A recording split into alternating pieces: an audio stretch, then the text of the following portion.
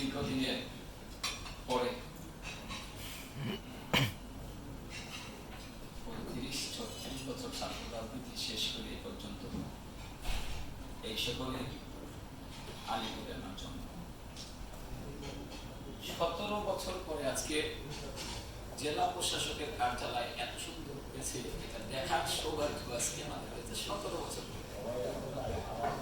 সেজন্য জেলা প্রশাসককে ধন্যবাদ জানাই। হয়তো তার ইচ্ছা থাকলেও পারিপার্শ্বিক চাপে ভদ্রতাটুকু আমাদের কাছে পৌঁছায়। যাই হোক, দীর্ঘদিন একটি জালেমের কারাগারে দেশ ছিল। আসলে বক্তব্যের শুরুতেই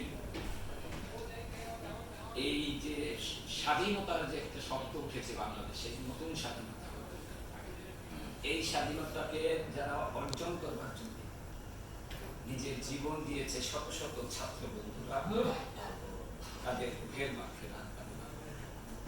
পাশাপাশি সমবেদনা জানাই ওই সকল সর্বোচ্চ মেধাবী ছাত্র বন্ধুদের যারা মায়ের কোল খালি হয়ে গিয়েছে, সেই সকল মা এবং বাপ ভাই বোনদের সমবেদনা। আজকে যে স্বাধীন হয়েছে, যে মিতুল বলল স্বাধীনতা অর্জনের চাইতে মাননীয় জেলা প্রশাসক সাহেব, হয়তো আপনার জীবনেও ছাত্র রাজনীতি আপনি করেছেন, এটা কোনো অন্যায় না। ছাত্র জীবনে রাজনীতি হবে, এটাই স্বাভাবিক। যখনই আপনি জেলা প্রশাসকের এই চেয়ারে আসবে, তখন আপনার ওই অতীত ছাত্র রাজনীতি সেটা পিছনে তাকায় থাকা, দেখার মতো মানসিকতা থাকা ঠিক না।